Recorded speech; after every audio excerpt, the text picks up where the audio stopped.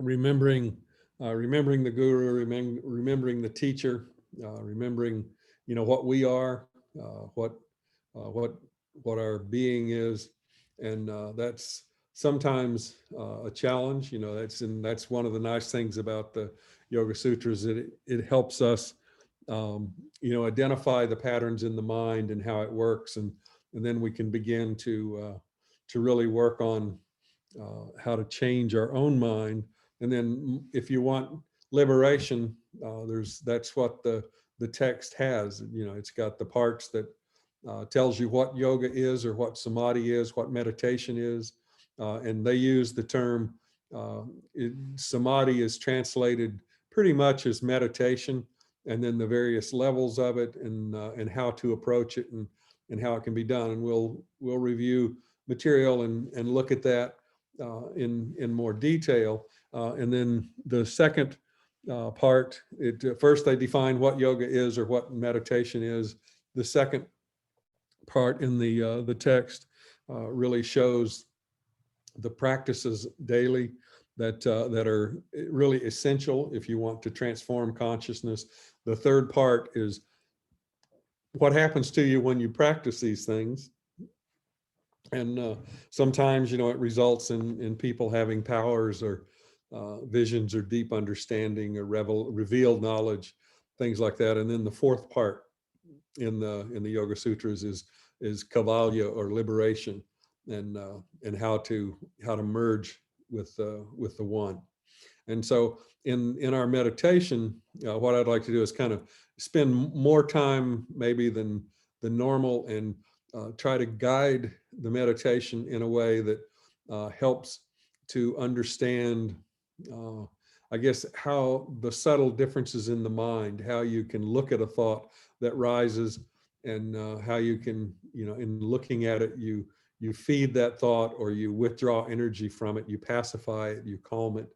And then the real thing that comes out of the whole teaching in the Yoga Sutras, and in Kriya, and in Audley's teaching, and all of it, is if you can take the movement or the energy out of the mind, and it becomes calm, then the mind, you realize what you really are, that self-realization, that self-awareness. And that happens automatically for everybody once once it's transformed, or once the motion in the attachment, the desire, that activity in the mind, once that's stopped, you automatically, it's what happens is it stops and you wake up. And sometimes if you're going the wrong way in your life, and there's important things that need to be done, and like in the email that I sent out, that I know some people probably received, I referenced the situation of Paul of Tarsus, in the Bible. I think it was in Acts 2:7 or something like that. But basically, he was going the wrong way, and had an important role to serve in the development of the Christian teaching in the European world, or the Western world at that time. And so as he was walking along the road, the mind was stilled, and when it was stilled, the light of the God self, or the divine, was so brilliant that it it flooded the mind, and it was so bright that it put him in a state that he could not see for 3 days.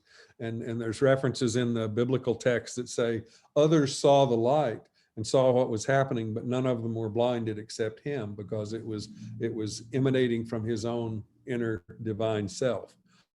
And so I think that's what, in the Christian tradition, it goes into quite a bit of detail, and it shows that, you're walking along, and boom, you're awake. And once you have that awakening, or that light has pervaded all of your mind and all of your awareness, you're transformed. And you may, say, oh, I've been going the wrong way, and go off and have a new message. And hopefully that'll happen to everybody. But anyway, let's calm, and stop with the words so much, and begin to still. And we know that from the connection, and it talks about it in the sutras, the connection between the mind and the breath. And so if we simply slow our breathing down, or we take deep breaths, that slows the whole process and the whole physiology of the body. And that's one of the beautiful parts of the meditation knowledge, is that as you start applying it, you can immediately see the effects. And so let's take a few deep breaths. And if you're familiar with Kriya and Kriya Pranayama, you can run Kriyas. That's just reversing the flow of the life force. And it helps. It's the most powerful technique to have an immediate impact on calming the mind and focusing your awareness. So let's do that.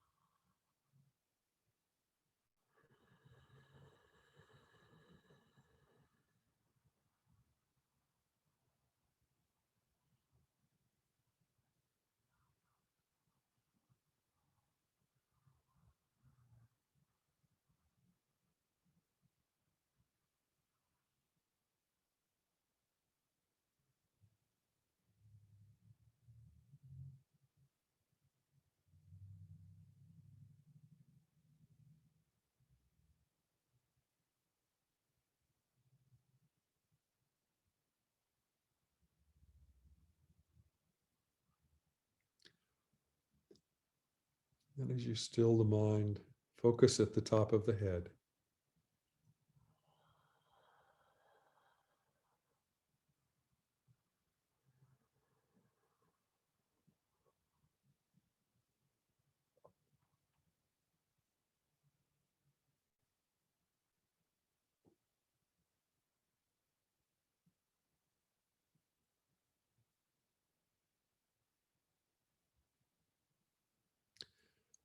Continue to breathe slowly. Try to breathe consciously. Feel the breath come in through the nose or the mouth. Or if you can focus at the top of the head and feel the life force entering and leaving the body. And as you do that and relax into it, you can get the sensation that you're actually breathing through the top of your head. And as the breath becomes more and more shallow, often that sensation grows more strong.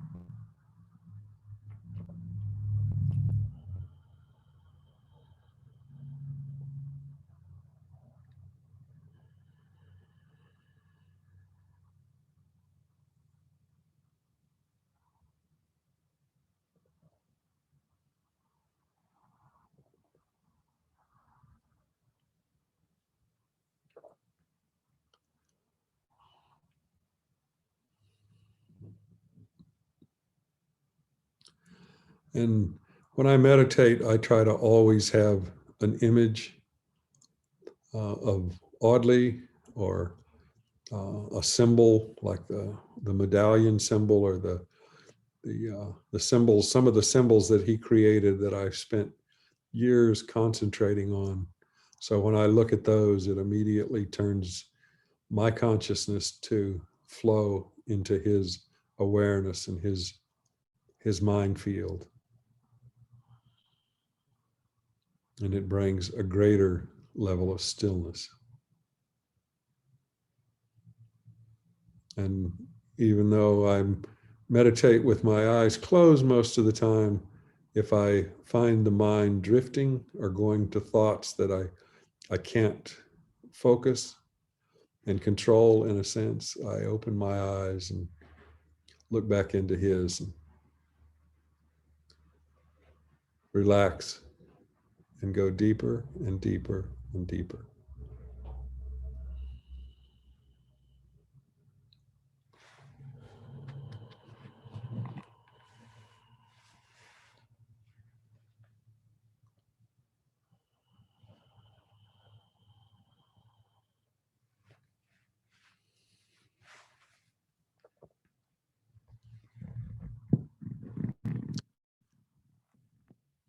And I'd like to go through what we normally call the beginning meditation practice, running the energy, and then directing sense perception within. I'd like to go through them one time, but kind of go through it one time slowly.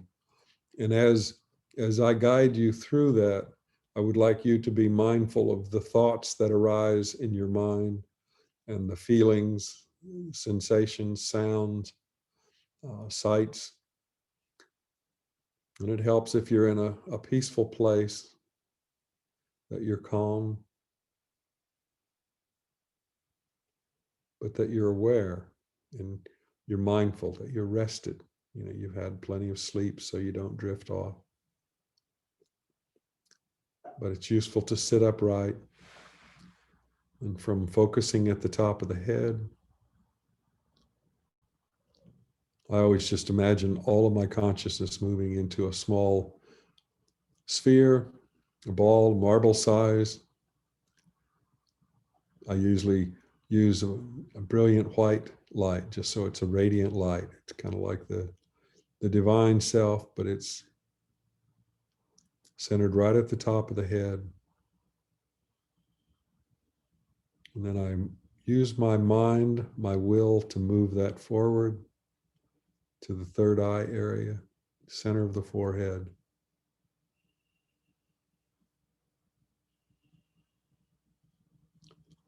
I hold it there. I may even feel the energy moving in and out through that center. Then I slowly move that ball of light, that ball of awareness, down between the eyes, past the nose, the mouth, the chin, and then follow the contour of the throat to the base of the neck. Divide it at the top of the shoulders into two small balls of light, one going to the right and one to the left. And as I've referenced before, I like to get to the shoulders, and there's centers of energy there. I pause there just briefly to feel that center of energy, that awareness. Then I move down the forearm and on into the palm of the hands, feeling each joint, the elbows, the wrist, even the joints in the fingers when it gets to my hands. Try to be sensitive and aware to all the aspects of my body. When I get it in the hands, I focus in the center of the palms. There's a chakra or an energy point, a focus of energy that's can be activated, and it increases the feeling throughout the entire hand. And as we hold it there, I would like you just to observe the feelings, the sensations that you personally feel.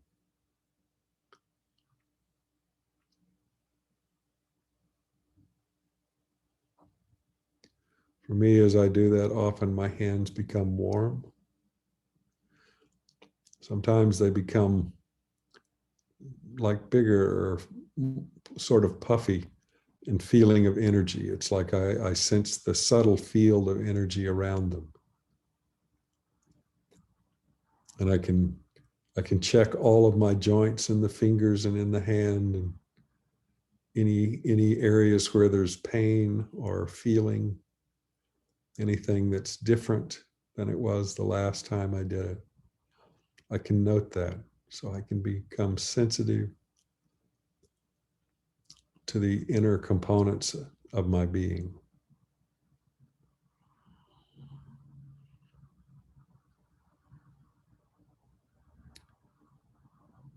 Just make a mental note of what you experience and what you feel.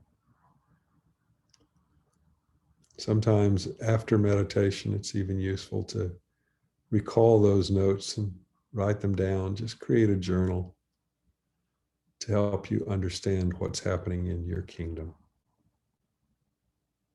And we leave the energy in the hand. And with the breath, move back to the top of the head.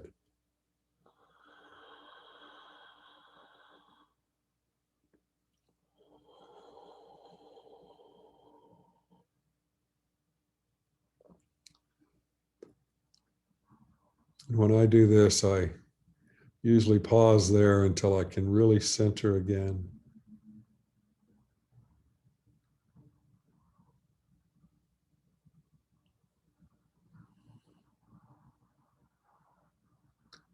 While I'm focusing there, I note the feelings or the sensations or the images that arise in the mind.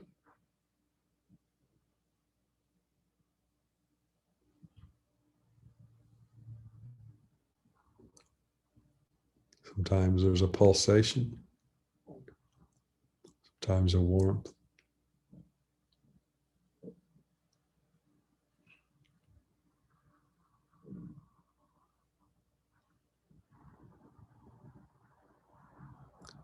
As you're observing,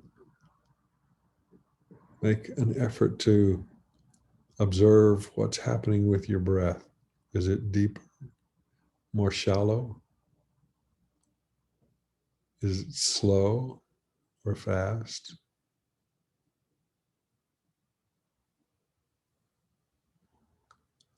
If you're breathing through your nose, can you tell which side or which nostril is more pronounced? It's usually easier to breathe through one nostril than the other. It's part of how the body regulates itself.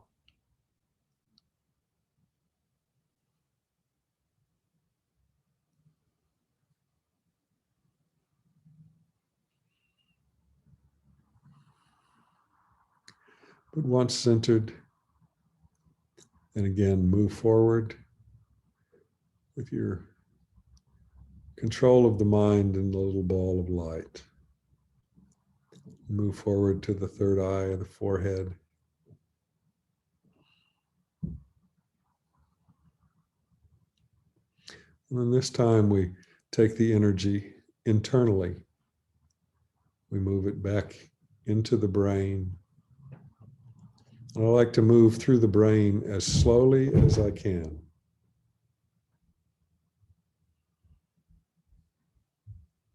And feel the differences. Sometimes you can feel the different sections of the brain and realizing that some parts process sounds, some process thoughts, some process images, some smells. A large portion has the sense of movement or touch, the tactile properties. As you move through that, you can move to the different points. If you know a little about the brain anatomy, to the different parts of the brain, and you can become aware of how they each function with the sense organs that they're connected to.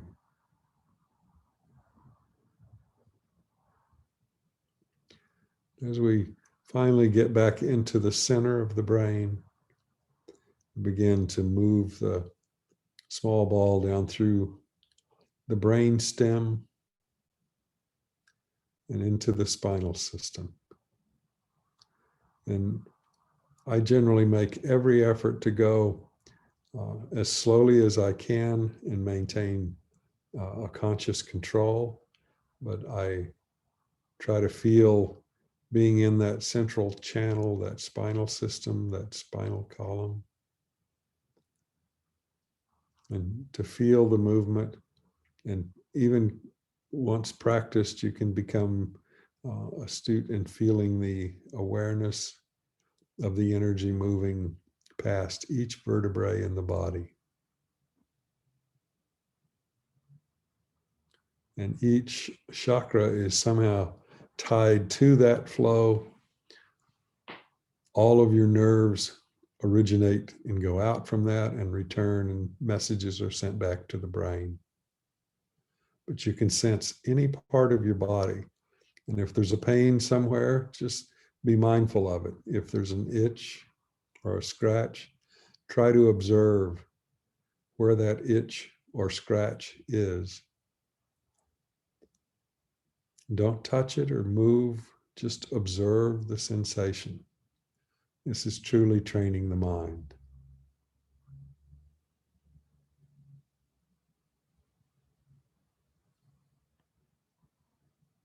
Continue moving down through the central channel or through the Sushumna, the center of the spine.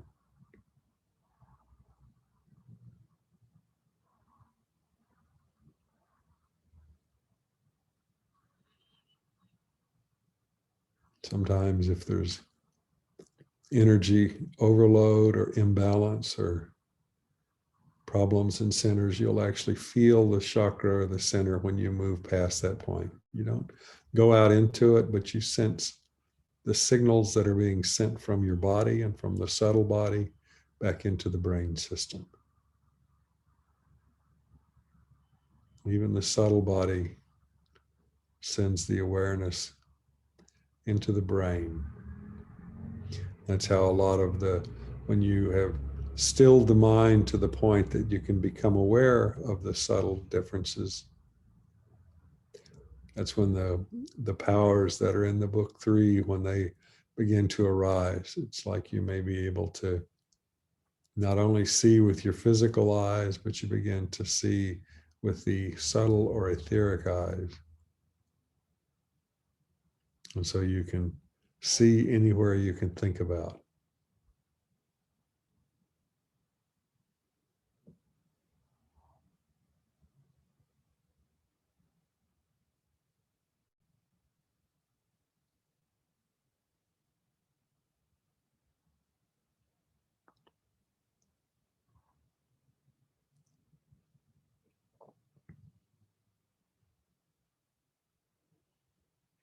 And when you get to the base of the spine,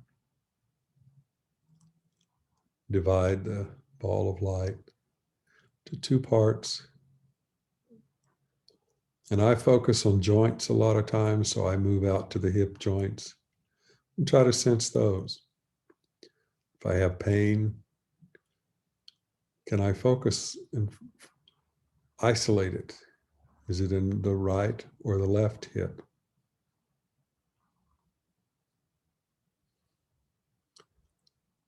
And when I get to that point, often I become aware of the sensations of simply the pressure of my body against the chair that I'm sitting on.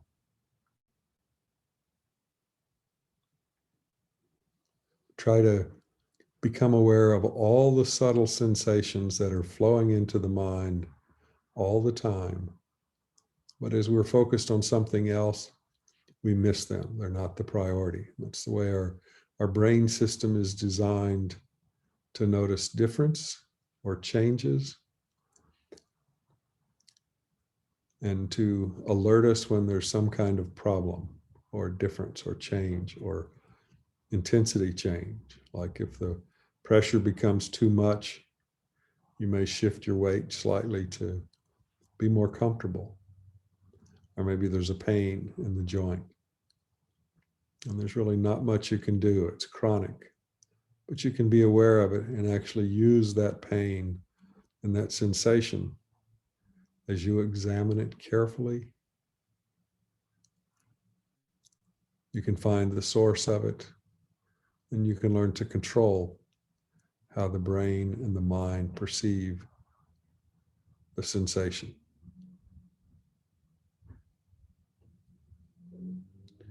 And then from the hips, move out the upper part of the leg. When you get to where your hands are, feel the energy that you had left there actually merge. And either at the hands or at the knees, again, I feel that joint. And I let that energy radiate and glow, and I let it, a visualization that's often used is to have the tension that's in the body, the pain, the suffering, the struggle, have that flow out with the energy. And so you begin to move with all of the pain, the negativity, move slowly down the calf of the leg. A lot of people carry tension, stress, trauma in those areas. Let that release, relax, and just move on down the leg. And when you get to the ankle, try to feel that joint, the awareness in the upper part of the foot. Is there pain? Is there suffering? Is there a sensation that you can focus on? Or is it just the energy and the ball of light that you're feeling?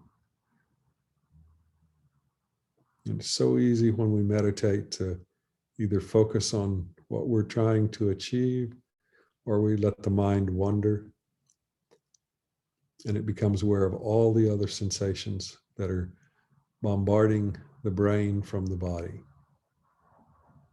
And the sense organs, they're kind of independent in a sense that they just sense things, and they send that energy through the nervous system back into the brain. And then the mind, or our conscious awareness, makes sense or makes meaning for what that sensation is. And then from the ankle, flow it into the foot and out the base of the feet. And I like to pay special attention to energy flowing out the base of the feet. For some reason, for me, it always activates nerve endings in the feet, and I feel warmth. Sometimes I feel sharpness, like sharp pains, but I let those just flow out with the tension. And then the most important thing is I express gratitude toward my divine self, toward the teachers and the lineage and the traditions that I've been taught from, that I've been given a technique to help me be aware of how the life force interacts with my body. I express gratitude not only for the awareness and the relaxation and the release of energy, but also to the teachers that have provided me that knowledge and that instruction, and have often sat with me in practice and helped me to understand my own mind, my own awareness.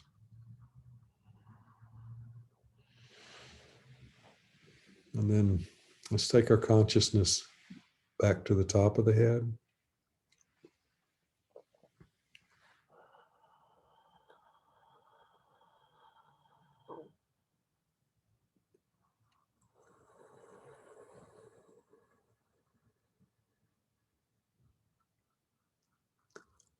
And if I'm active in the mind or worried about something or not rested, sometimes it takes me a few breaths to really center back there and focus. So I usually run 3 or 4 kriyas and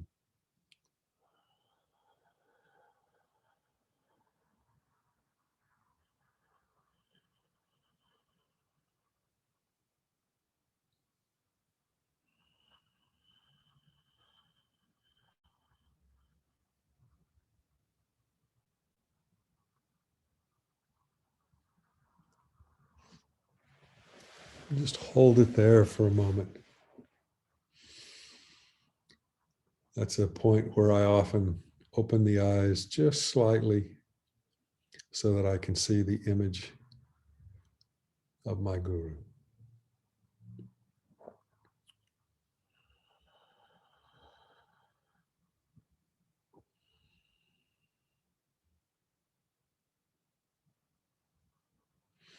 And then just as we've run the energy through the body and through our awareness, now we want to turn our sense perception There's sounds around us in the physical world, the gross realm. There's images when I open my eyes, or there may be images just popping up in the mind, rising in the mental field, whatever I've been thinking about.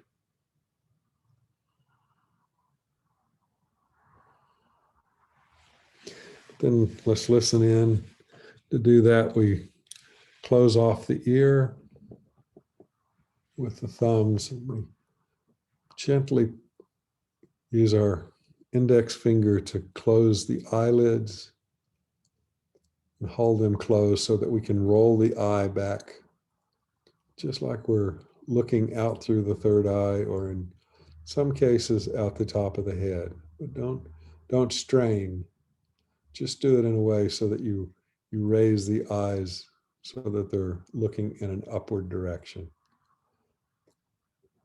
Scientists have found just that function of raising the eyes and looking up while the eyes are closed moves most people immediately into the alpha brainwave frequency as the predominant wave, and it promotes relaxation and warmth in the body. But let's listen in and just hold our consciousness and our sense perception of the inner world for a few moments.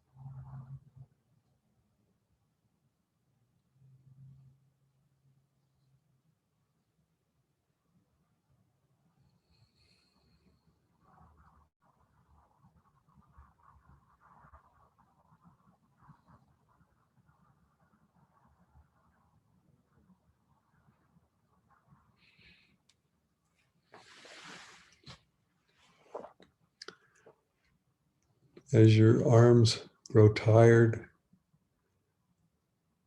just relax them, but continue to focus inwardly.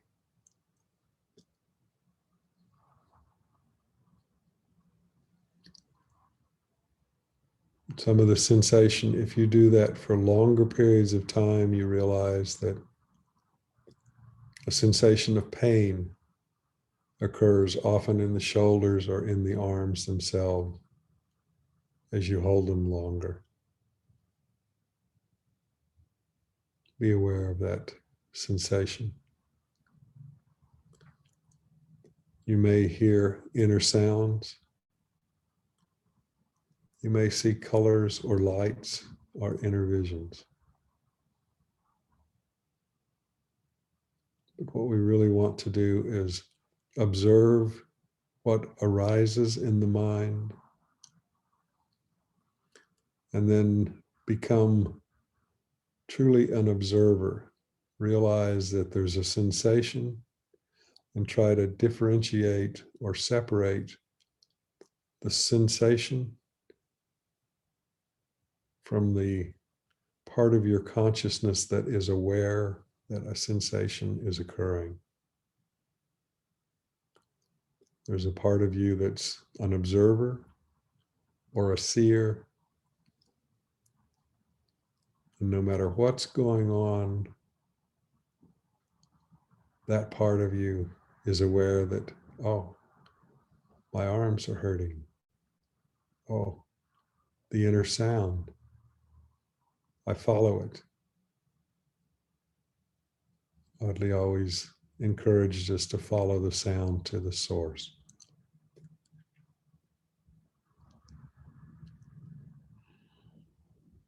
But as you relax, rest, keep your consciousness focused at the top of the head,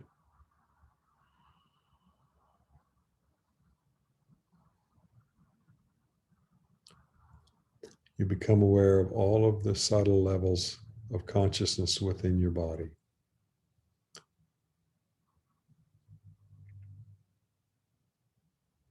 What we try to do in the meditation is look upon the sensations that arise with dispassion or non-attachment.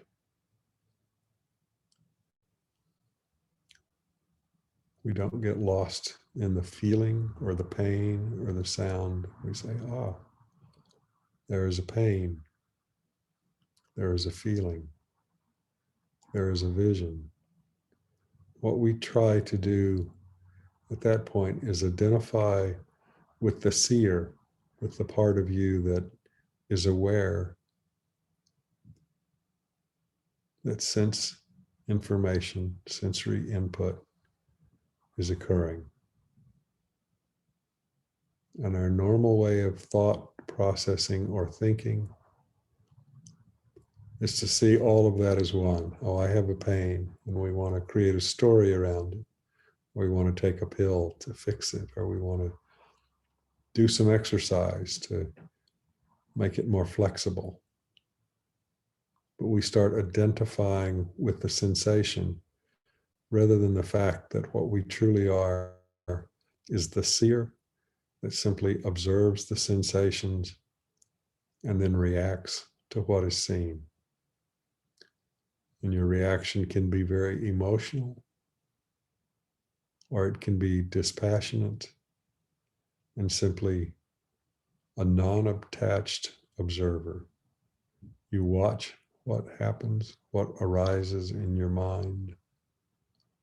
You observe it, and you let it have its own life, its own existence. And then it begins to rise, to fall, and to disappear. And if you take any thought that's coming into your awareness, try to see it through its life cycle. It arises, you observe it.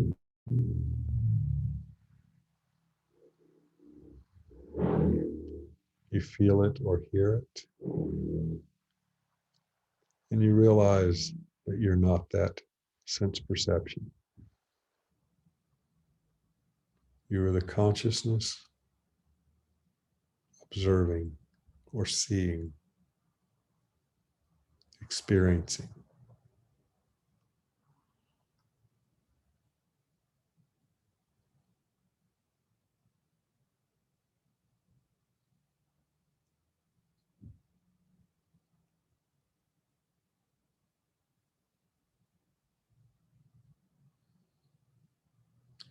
And as you move slowly through these techniques and practices,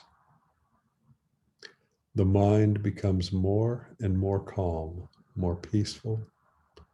The body becomes relaxed.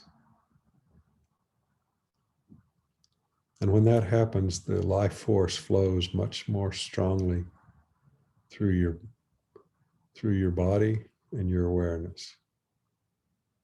So because of that stronger flow, you feel relaxed, refreshed,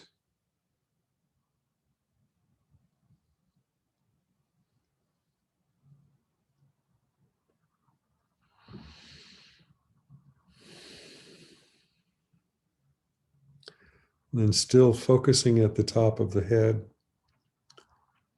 For those of you that have had instruction in how to go to the the Buddha consciousness or the golden light level, the Christ consciousness. Let's use the breath and move slowly into that.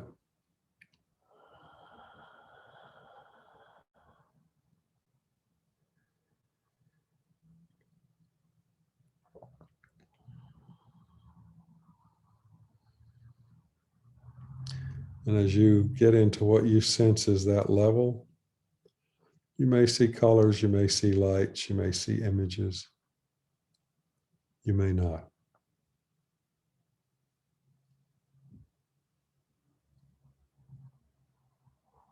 But you can sit there and have a more distant observation or point of observation. So you can observe the energy flowing into the body, and you can begin with practice and with time to see how the thoughts arise, stay a brief time, and dissolve. And with many topics, as long as you continue to feed the thought or focus on it, whether it's positive or negative, doesn't matter. It's just a thought in the field. If you add energy to it, it grows and it becomes more active. If you can learn to be dispassionate and simply observe, you can watch it rise and then slowly dissolve or dissipate and disappear. The nature of the mind is such that things continually appear and disappear or vanish.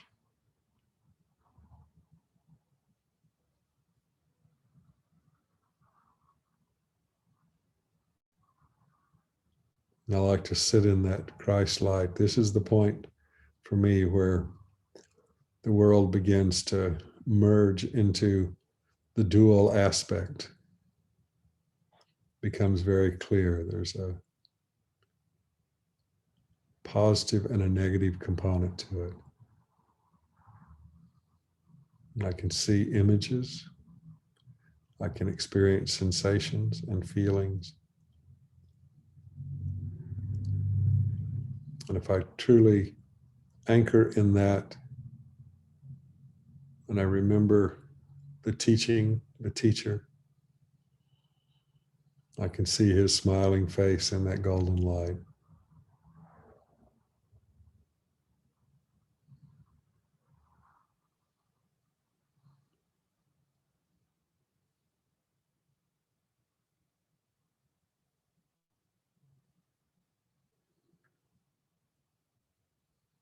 I can sit there for just long periods of time. What I might call the edge of reality or awareness of there's the difference between reality and awareness in the physical body, mind.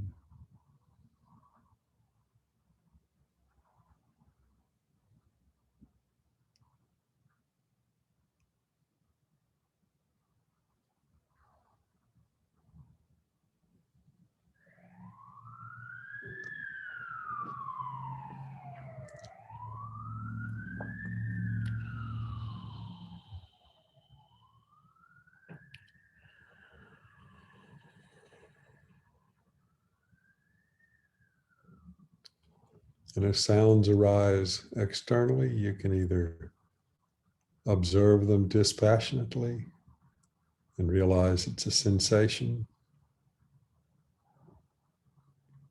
May have come through the sense organ system, the feeling, the touch, the sound, your sight,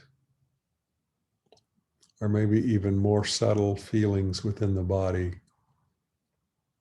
like fear or anger, frustration, guilt, shame, all just variations on energy flowing through various centers or chakras in a very natural way. And then from the Christ light or the Buddha light, let's move into the Godhead, into the white light.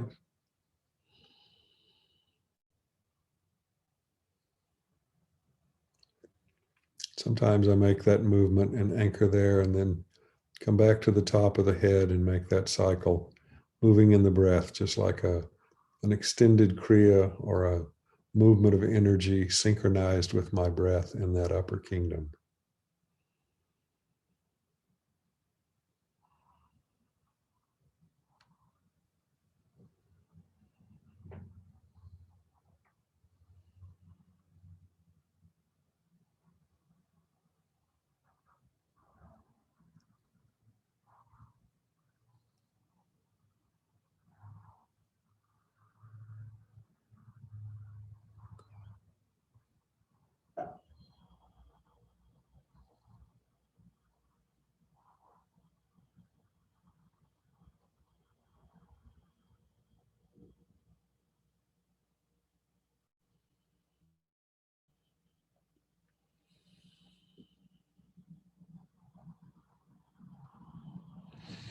If you can hold your awareness in that state, it's a very powerful state of oneness,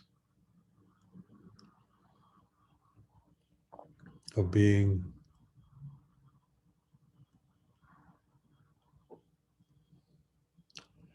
Actually, from that state, anything that you can still hold a thought or a focus, and you can just project it into the greater oneness or the source, the infinite. If you hold a thought, it's like a prayer. As you go into it, the thought will dissolve, but just push that thought into that awareness, into that light, and release it. When I pray for others, I usually say their name. I try to hold the image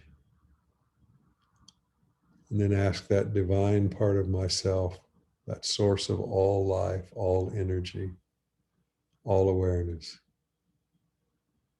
to provide them what they most need. If it's a very difficult concept or topic to understand,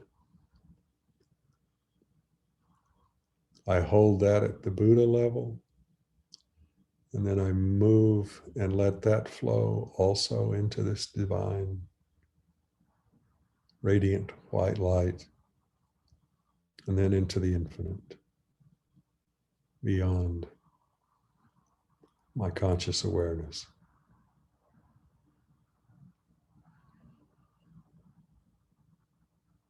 After you've practiced that many times, you can release the thought, the concept, the desire.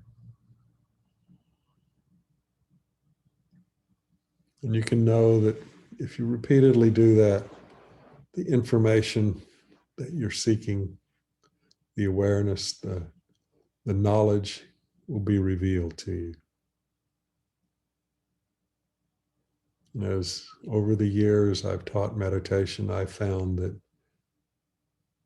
this is kind of more a state of contemplation or prayer than meditation, where I take a thought or a concept or a question or a request, a prayer, and I release that. And then as I'm back in my conscious awareness, I have a knowing and a gratitude that if I've sent a prayer for helping someone, that energy has touched them and done what can be done with the condition that they're in now. Or if it's a concept, I may take the same idea or thought and for extended periods of time, sometimes for days, weeks, even with some of the concepts for years. I take that concept and release it. And then I come back and find a deeper understanding. Or a friend shares with me their understanding or their experience from it. Or I find a book, or I find a video, or find some way that has information that helps me to understand and resolve what I was looking for. And if your mind wanders, I always just open the eyes, just a little, refresh the image, and then go back in. And when I complete my meditation, I try to stay in that Godhead awareness as long as I can hold it. Sometimes I turn off and go to sleep. Sometimes I sit there and it just becomes more and more clear.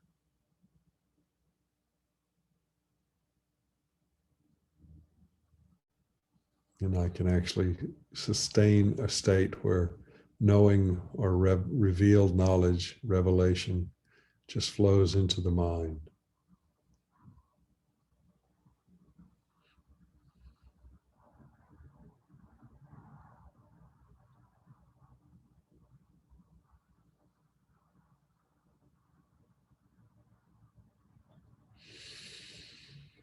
Then I ask the divine self to help me with what I most need right now. If it's in teaching a class, it's how can I explain the information in a way that's clear and easy for people to accept and understand. Provide either diagrams or illustrations or tables or words that define it in a way that can be helpful and touch the hearts and minds so that they know the source of the knowledge. There's a part of our being that when we hear truth, we know that it's correct. It's direct perception. I found that most people, when they met Audley, they immediately had a sense that he was speaking from a different level. And he was speaking truth, and he was explaining all the issues that they had wrestled with or dealt with for years. And without them having to even tell him what their questions were, because he had practiced that so well, he could be sensitive to their needs, and the information would flow through him to help the individual, whether through words or touch or feeling or sensation. He was able to touch and heal,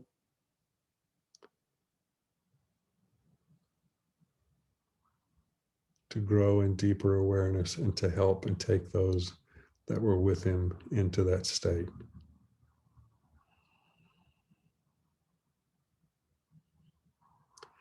Let's just sit there in the Godhead awareness, and you offer prayer and gratitude toward the teachings, the teacher, and then hold the thought of what you most need or what you most want to know.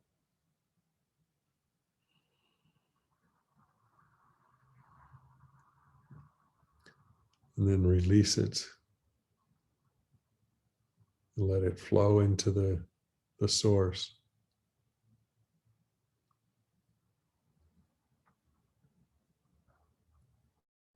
Know in your heart that soon it will come into mind,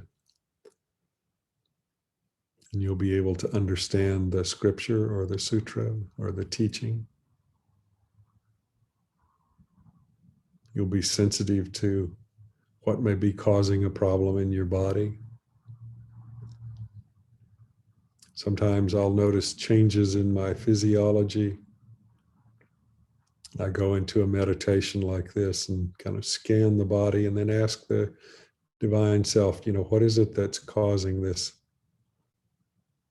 disharmony or disease to rise? And I've had two situations recently, one where there was just pains occurring in a certain part of the body. And as I did that, I immediately saw an image of a food I was eating that I had begun to eat a lot of because it thrilled my senses. It tasted good. It was spicy, but it was interacting with organs in the body and causing disruption. And I thought, I can stop eating that and see if that feeling goes away. And it did. And then in another, I began to feel sensations in the lungs and the heart, different organs in the body. Thought I was even getting sick or having some kind of problem. And when I did this type of meditation,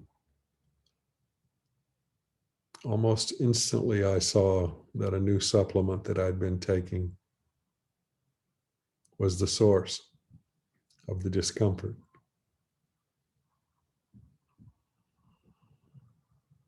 And when I get information like that, like I stop eating the food, the pain went away.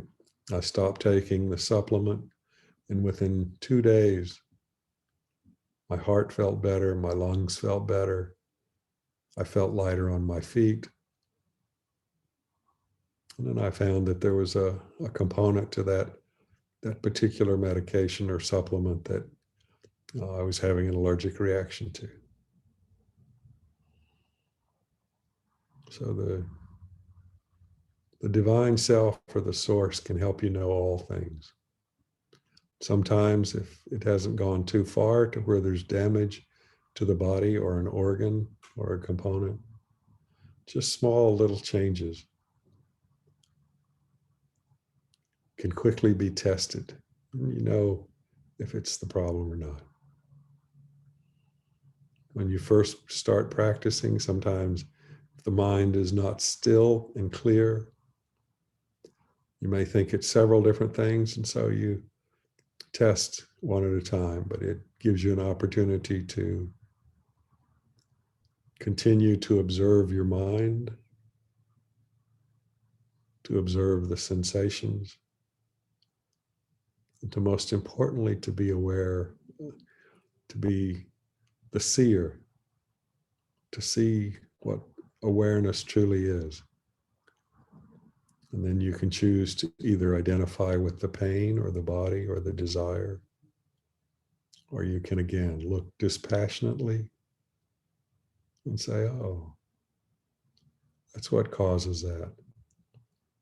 That's why that person said that thing to me, or that's why I've been worried about that particular item.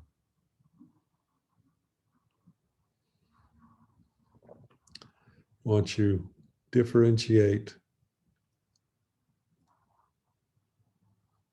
and use your discrimination to understand what the real issue is, you can make changes in yourself, and you can find information and guidance to help others and to help even strangers. Sometimes you see someone that has a problem that is truly struggling, and all you can do is offer a prayer and an encouragement. But you can ask the divine self to give you the words to bring comfort to their heart, to bring peace to their mind.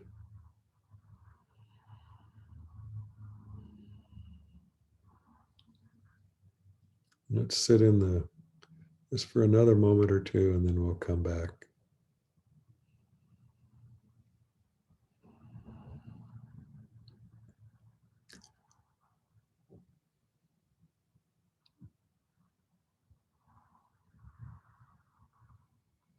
And for me, if the mind begins to wander at this level, I either open my eyes and see the image of the Guru, or I start the mantra, or I just listen and hear the mantra as the energy flows through me.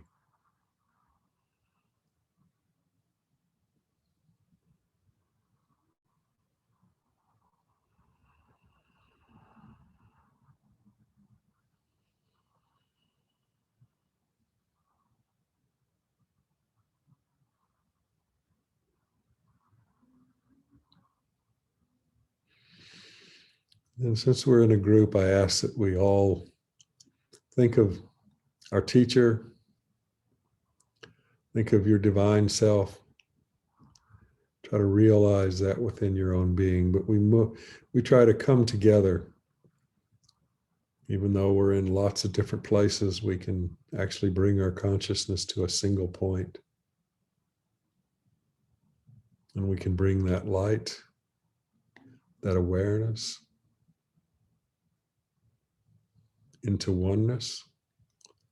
We can have a sense of each being that's with us right now.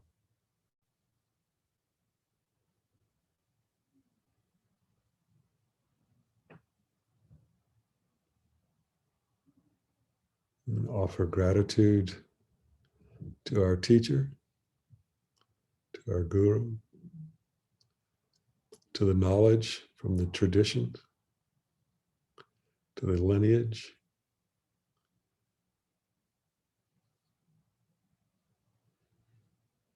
Be grateful and ask for a blessing for each person that is there. This is a good exercise to build your own compassion, but to ask the divine self to help each of us to be more conscious of each other and more conscious, more self-realized of our own being.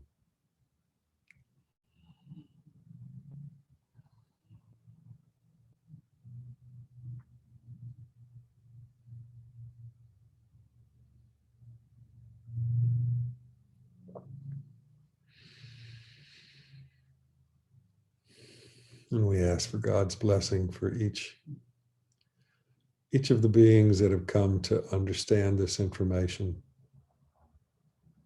to share in the energy, to contribute their awareness, their clarity of mind,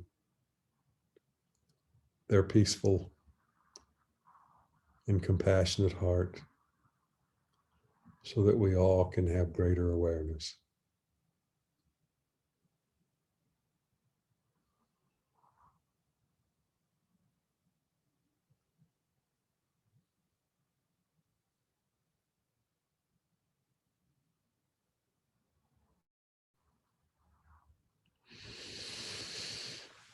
And then slowly separate back into your individualized consciousness.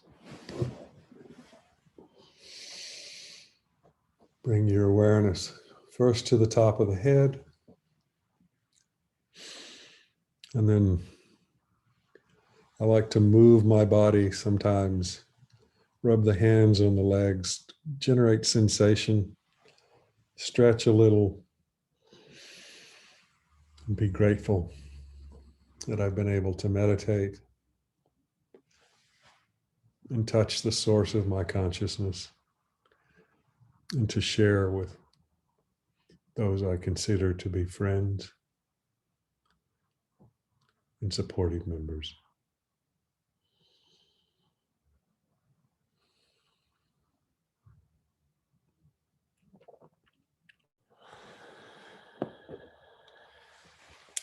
And then sometimes when it's a deeper meditation like that, I like to rub the eyes and the face, the head, kind of anchor back in my physical form. I've always had a little bit of a tendency, if I don't do that, to kind of float in and out of the body, and makes it harder to do some physical things. Okay.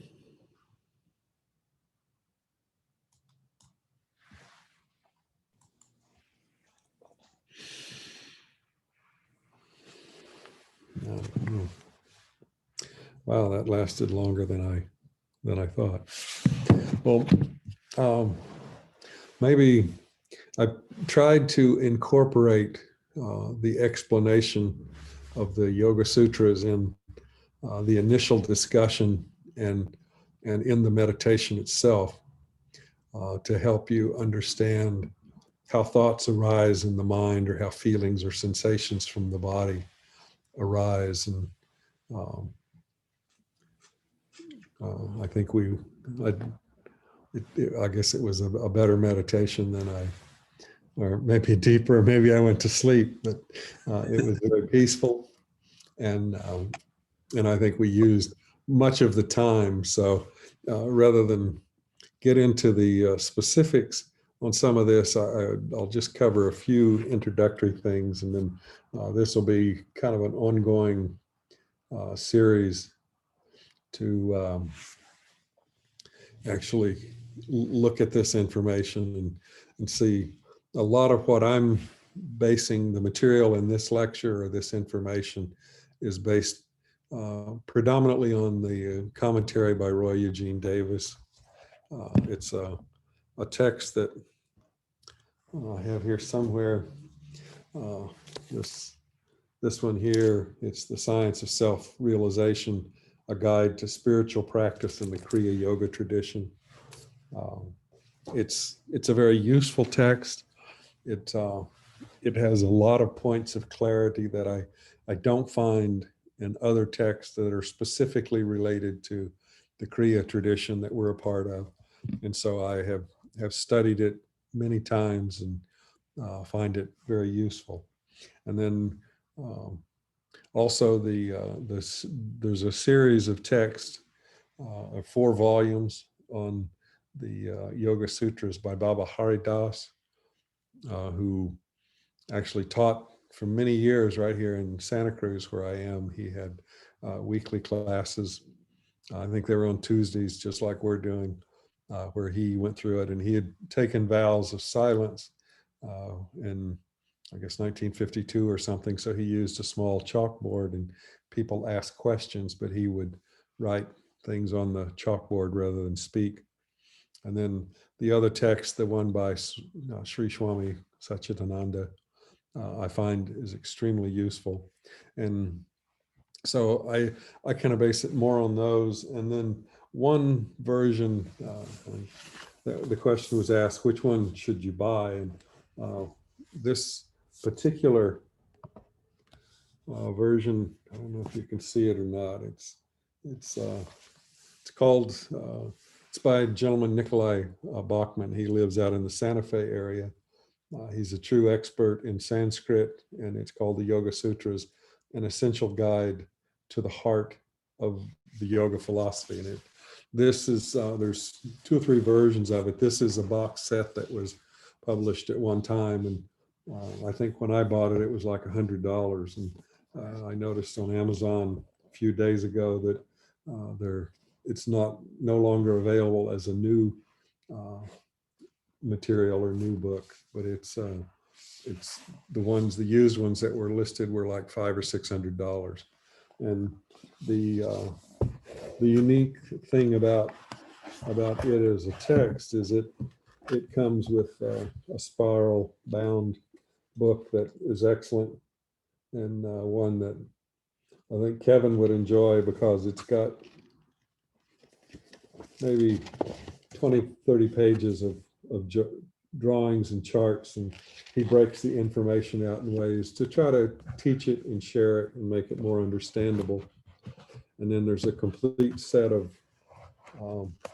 in the package, if you can get this, there's a set of flashcards that they have the key terms, and then they have the sutra, like the sutra number for each one of the sutras on the back of the card. And it can be quite useful if you're studying it. And then also included in the package is a set of DVDs and CDs and all this kind of stuff that make it, give you a lot more information than you might ever want to know. And I did notice that he has recently, or in the past few years, has done a version with Sounds True that I think through Gaia, or that organization that Connie has, does programs with on a regular basis. And there's, I believe, 9 different videos that go through the explanation on it, and you can get it through the Gaia subscription, either directly through Gaia or through Amazon. And it's a great source of information and truly worth studying. And one reason that so many people actually study or use the Yoga Sutras is it's very concise information, but it includes the whole path of yoga, the whole path of awareness. And so it can be quite helpful and quite insightful. And typically, I know in the Tibetan traditions that I've talked quite a lot about, they have sutra yanas, which is the path of studying the sutras or the text as a process for enlightenment. And it's often called the lesser vehicle because it's a more slow process. And then they have the tantra yanas, which is the fast or the accelerated process of knowing. And Kriya, the techniques that Audley taught us, the meditation techniques, all of the interclass type work is falls very easily, and a lot of times is either exactly what's in the Tibetan tradition of the Tantra, or it's very similar. And in some cases, I know a few of us a number of years ago were discussing some of this, and I just marveled at to no end that oddly, I know the texts were simply not available in English in the time that he was here. And they were just starting to become available in the 70s and the 80s. And by that point, he was, he wasn't what I would consider an avid reader. And, like I have stacks of books all around me, and that's kind of my nature. His was much more action oriented, and the tantric processes are very action derived. The Kriya process is really action, taking activity or doing the practices that help you to unfold and to be aware. And so I think rather than start and really go into the sutras, the only thing I will do today is I've referenced several texts. And anybody who wants these slides, just send me a text, and I'm happy to send you the slides. And I know the Connie or Kevin post this stuff online in the lecture format. But this is Roy Davis's and Ellen Grace O'Brien, one of his students here in San Jose. She wrote a book, Living the Eternal Way, that really is based on the Yoga Sutras also. And then the sutras from the series from Baba Haridas that I referenced, these are available through Amazon. And he writes a very extensive commentary in the traditional sense that it's done in India, where he will show the Sanskrit version, the transliteration of the Sanskrit, the original Sanskrit. And everybody does start, I've done a lot of comparison, and they all start with the original same Sanskrit text. There's a few early versions or modifications. That's why some scholars say there's 195 sutras, and some say there's 196. And we'll talk about that at a later time, what the specifics are. But he did a book for each of the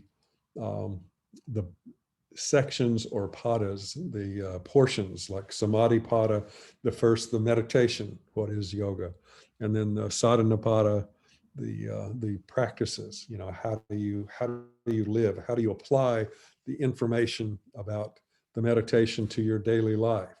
And then once you do that, what happens? And it's vibhuti pada, or often defined as the siddhis or the powers or the realizations that will show up. And there's about 25 or 26 different manifestations of changes in consciousness. And the one I find most people get that's really quite subtle, but it's easy to get. But as you start becoming peaceful, you start understanding the scriptures.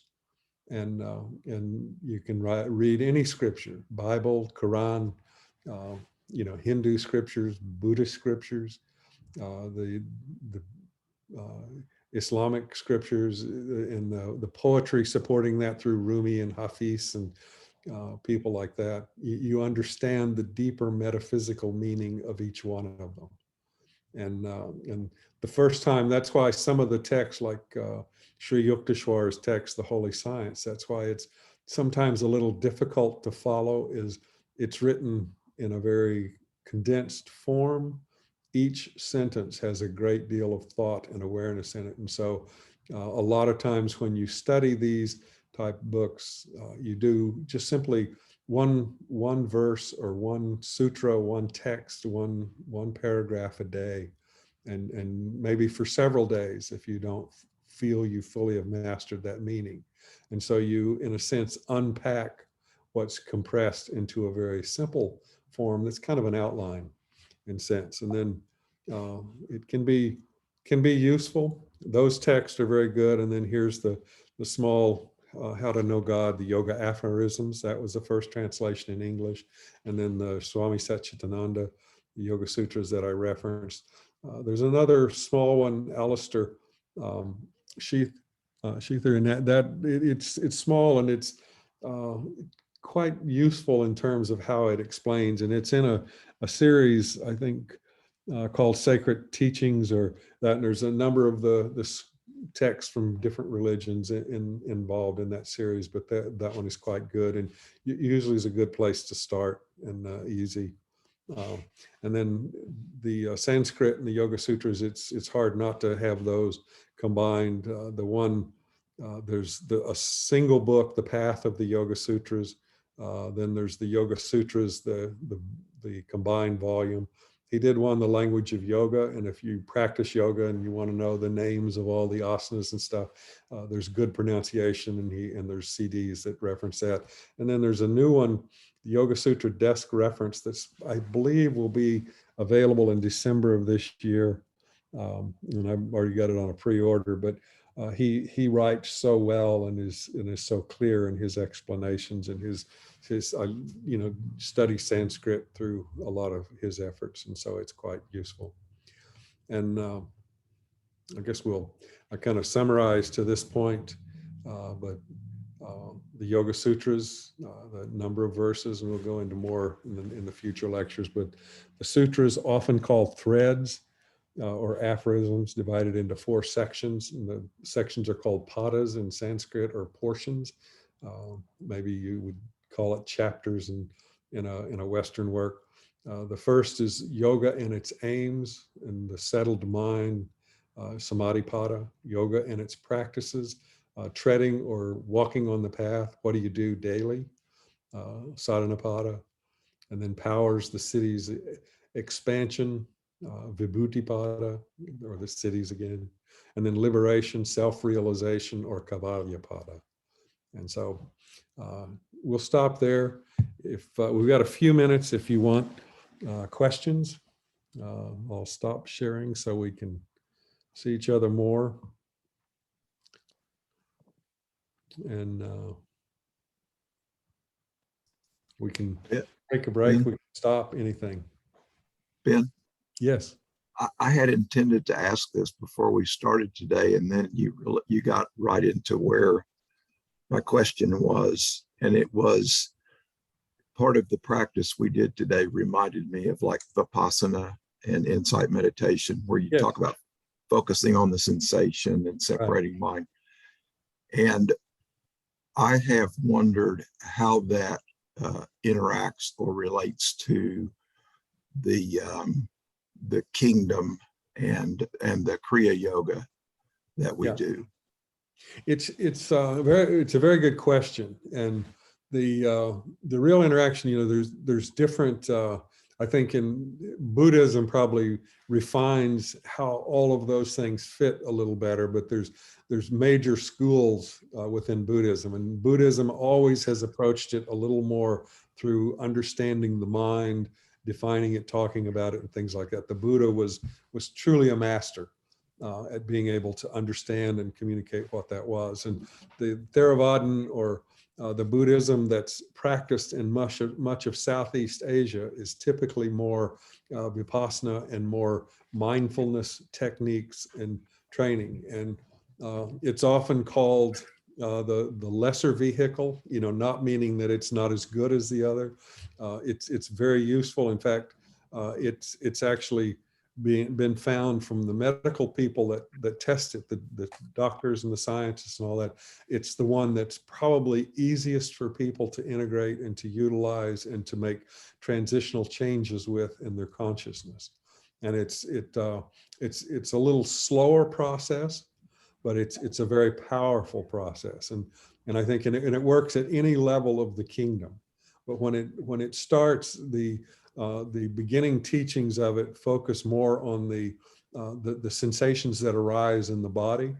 And they know that, if you've never been to a 10-day silent retreat or a 3-month or 3-year retreat, you're probably not very sensitive to your body. And they will insist that you sit in a lotus posture as well as you can. Some of the teachers won't even let you sit on a chair. They will sit you on the floor, and unless you've conditioned your body properly, you can immediately feel a lot of pain. And if you work through that and you observe it, the people that have the focus and the intensity, the devotion to do it, they usually come to a point where the pain becomes so great that they have the realization that they're not the pain, that the pain is an experience rising in the body, and they can simply sit there and observe it. And when they have that realization of the divine self, it's truly a realization of the God self, it's self-realization. When you have that, all of a sudden your relationship with the pain in the body shifts completely. And you say, oh, it's just pain. And it doesn't matter how intense or how bad, you can use that. And so it becomes the focus of the mind on in the meditation. And like in the sutras, as we get into it, it talks about when you start meditation is focusing on awareness. And so what are you aware of? And if you do that, that's all you need. You can do that. And I've seen people that in 3 or 4 years, if they practice intently, they can have an awakening to the divine self. They can become self-realized through that technique. And some people's nature is extremely well suited to that practice. And then some people are just a little more active, they're a little more agitated, different energy, different flow and balance in the body. And so rather than the mindfulness being the most effective, which is stilling and pacifying the mind and slowing down the thought process and observing it, the intricacies of it with a great deal of discrimination. Rather than that, it's a much more active path. And it gets into the Buddhist techniques, the tantric techniques, or the Kriya techniques. They're very similar. And the things that oddly taught components of all these, like the beginning meditation technique, it actually rolls through the first technique is to simply become aware of the flow of energy through your body. It's to sit still. And as soon as you do that, your head itches, you scratch everywhere, you do all these sensations. And our tendency is to want to interact and be active with it, where the technique is designed to, okay, sit still and observe. And you simply, okay, I feel energy on my head. It feels like a bug's crawling across my head. And I really hate bugs. And so I want to do something about it. Well, you simply observe it. Where is that sensation arising?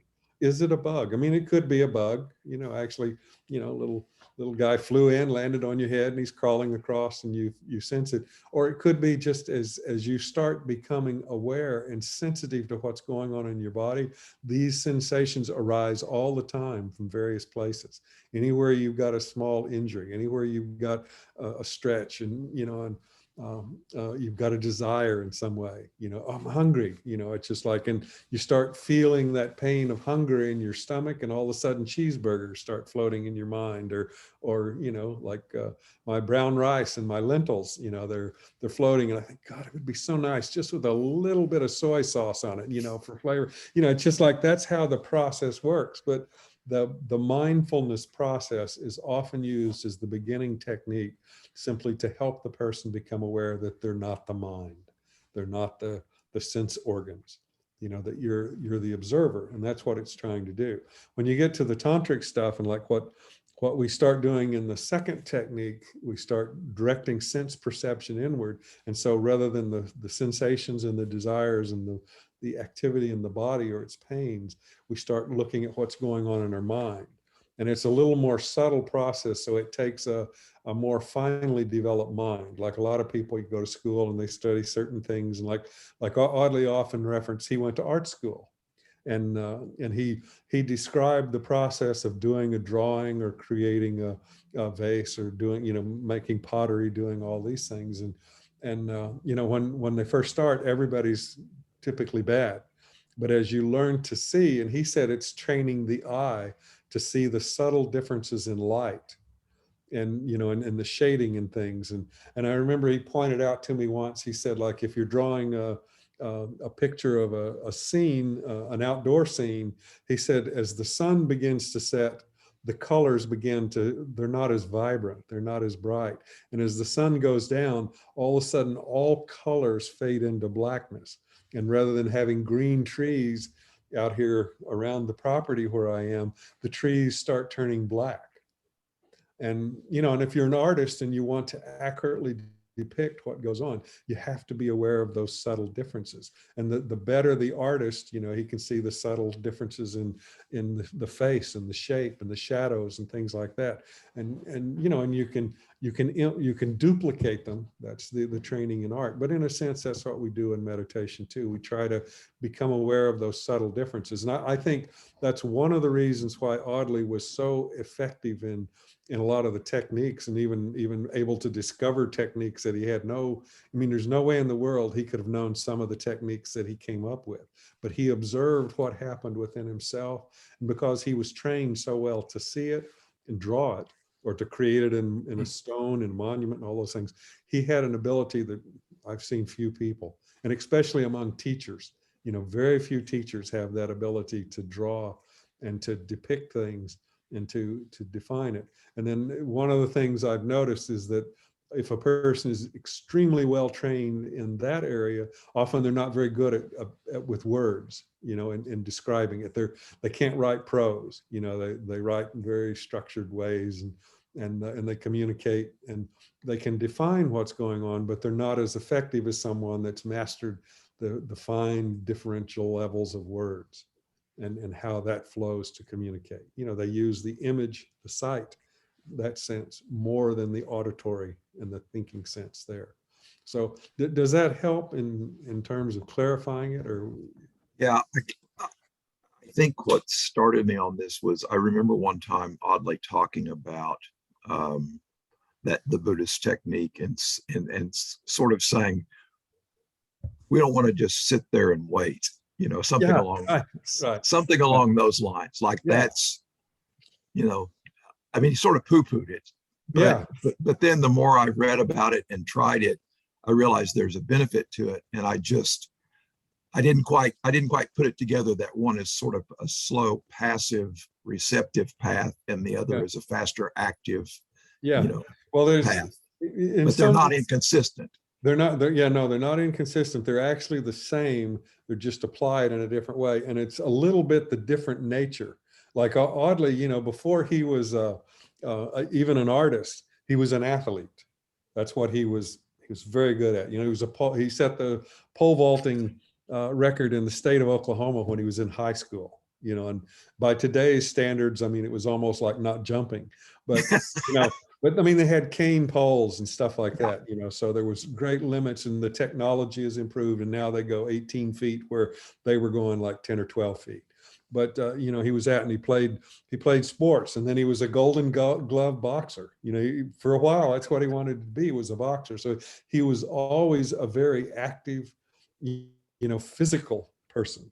And then when he got to work, they said, well, what do you want to do? What do you want to study? And he didn't know. He said, I'm an athlete, and he's got pictures, like flexing his muscles and all that stuff. And he said, but I like to draw, and I have a talent there.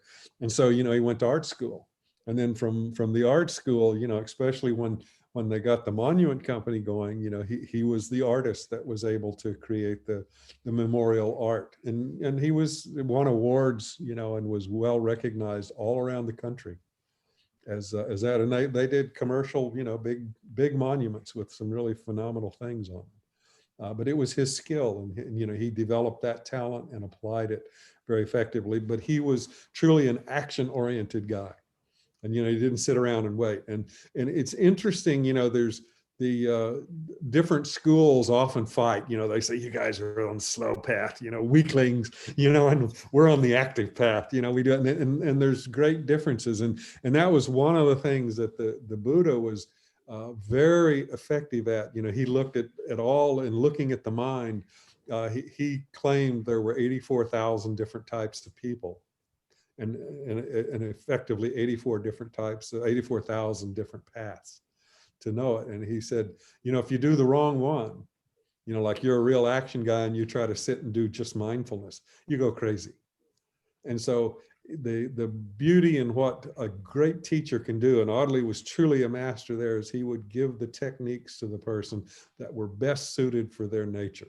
And there's some general stuff, and like in Buddhism, they call them preliminaries. You know, everybody does so many prostrations and so many things like this. Those are preliminaries, or things to get you ready to do the practice. But once you get through that, it becomes really very specific toward each student. And a good teacher, you know, will talk with the student, will sit with them in meditation, see what they're doing, where they're having problems, and say, you should try this technique. And the teacher may not be a master of all 84,000 methods, and may not even be aware, but maybe 10 or 15 of them. But he's the people that come to him, you know, he doesn't know what to do at first. Then he goes to the divine self and says, how can I best help this student? How can I most be of service? And I've watched Audley do that many times, and a number of the lecture series that he presented over time, they were a lecture series provided for one student.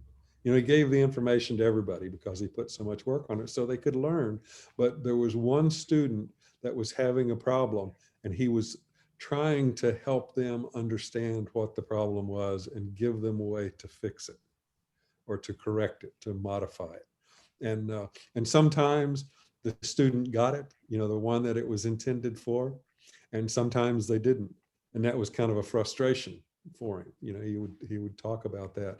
And then everybody else would say, wow, that was so good. But I noticed that not many people would take a very, I would say, esoteric practice, you know, a very specific technique or practice. And almost nobody, you wouldn't see anybody sitting around, you know, the Lotus Center doing that. Or you wouldn't hear about, well, somebody did that and they had a problem with it, or it didn't work, or it did. And that it's just like, it was clearly a technique aimed at one particular problem in person. And I would say, you know, it's the true mastery of some of the things he could do, is he could match the student to the right information and technique. And over the years, I came to see that I think he taught everybody something different.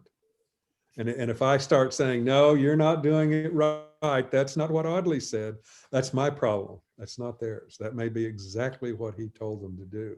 And so I use that difference, and some of the things that I simply don't understand that people might be doing, I say, that's an opportunity for me to develop my own compassion, my own understanding, my own acceptance. It's like, what the hell do I know that they're doing it right or wrong? You know, I need to focus on what I need to do to improve myself. And if I can be of service to them, I do. But otherwise, it's none of my business. You know, and that's true compassion. Thank you. Okay. That was great. Okay. Any other questions? There's still a few minutes, and then I got to run. Ben, the meditation was awesome. It was very, very good. But I have a question on the sounds. How we know that they're actually sounds, you know, our own sounds, so there are sounds that are happening with, you know, that were happening on you over there. So how, because I heard things, but I don't know if they were maybe happening over, you know, with you, or actually in my room, or I don't. Well, it's a good question, but the real answer is it doesn't matter.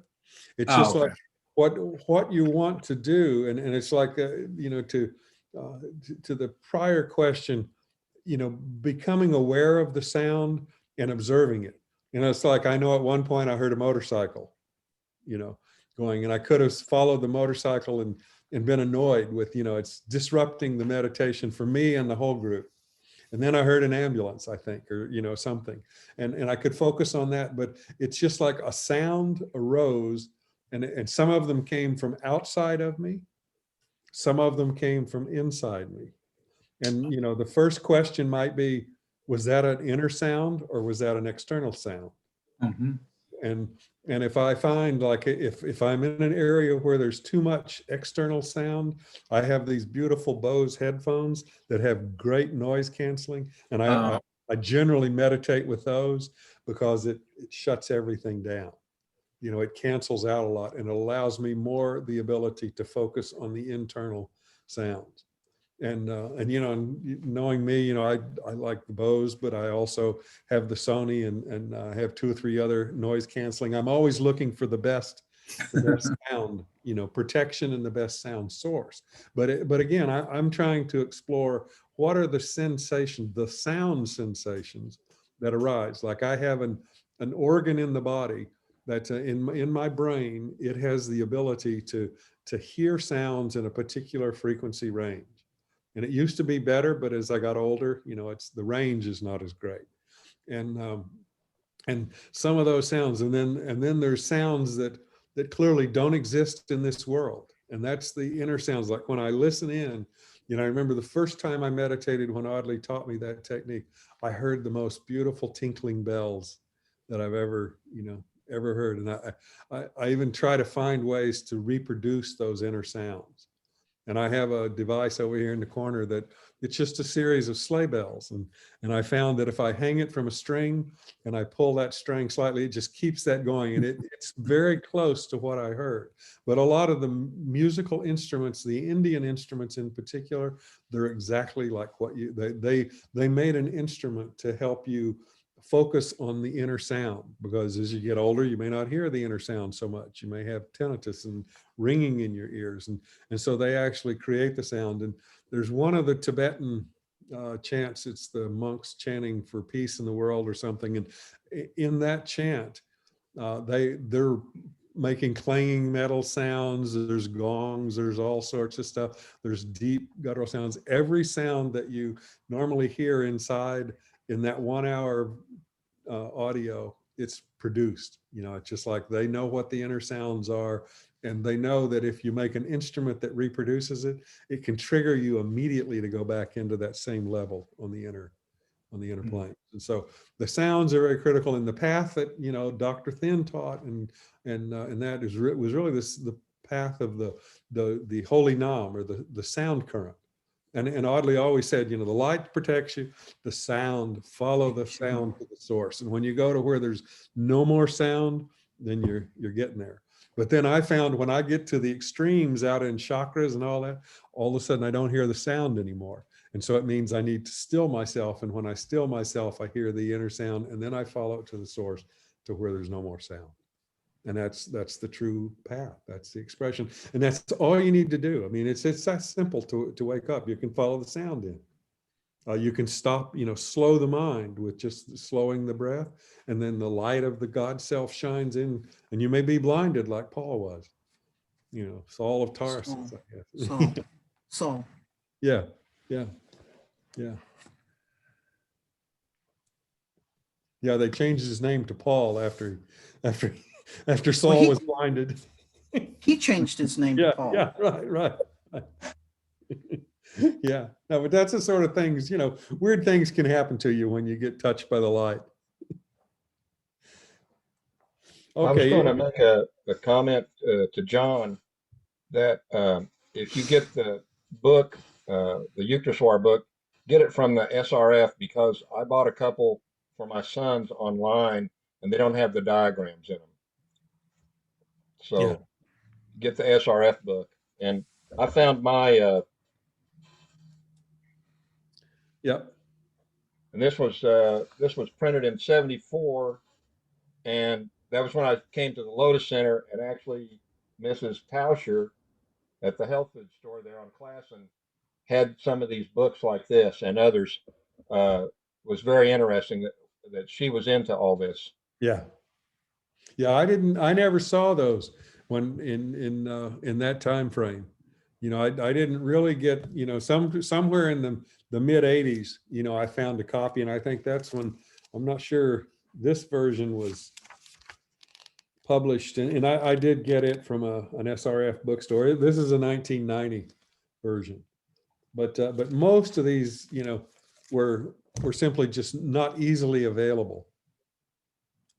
And you know, it's just like, I think I commented once, you know, I was had gone to a conference in Las Vegas, and I found a metaphysical bookstore, and there were a whole bunch of books that I knew Audley would be interested in. And I went to a payphone because we didn't have cell phones, and I called him and I said, I found these books, and it was a list. And he said, well, can you buy them? And he said, I'll give you the cash when you get back. And it was like $300-400 worth of books. And you know, I bought them all and carried them back on the plane, and, you know, gave them to him. Really amazing. Well, I need to run. I got things I got to take care of here. I certainly appreciate you sitting in and sharing, and especially in the meditation. It lasted longer than I thought, but that's good. I feel better. Thank you, Ben. That's good. Okay. Yeah. Thank Talk you. to you later. Bye-bye. Bye.